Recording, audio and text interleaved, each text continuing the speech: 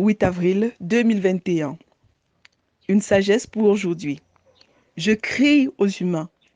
Hommes, c'est à vous que je crie et ma voix s'adresse aux humains. À ce point du livre des Proverbes, c'est la deuxième fois que le narrateur laisse parler la sagesse en personne. La sagesse va s'exprimer ainsi jusqu'à la fin du chapitre. Cela veut dire que tout ce qui sera dit dans ce chapitre doit être pris tellement au sérieux, car c'est Dieu lui-même qui parle dans la personne de son Fils. Depuis la chute, Dieu a décidé de sauver l'homme. C'est alors que Dieu appela Abraham, Genèse 12, verset 1, au travers de qui il devait appeler toutes les autres familles de la terre. Genèse 12, verset 3c. Jean-Baptiste, considéré comme le dernier prophète avant Jésus, prêcha, disant: Repentez-vous, car le royaume des cieux est proche. Matthieu 3, verset 2.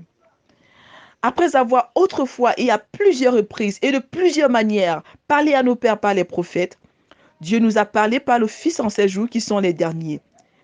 Il a établi héritier de toutes choses et c'est par lui qu'il a fait le monde.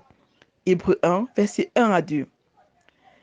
Dès lors, Jésus, s'adressant aux hommes, commença à prêcher, disant: Repentez-vous, car le royaume des cieux est proche.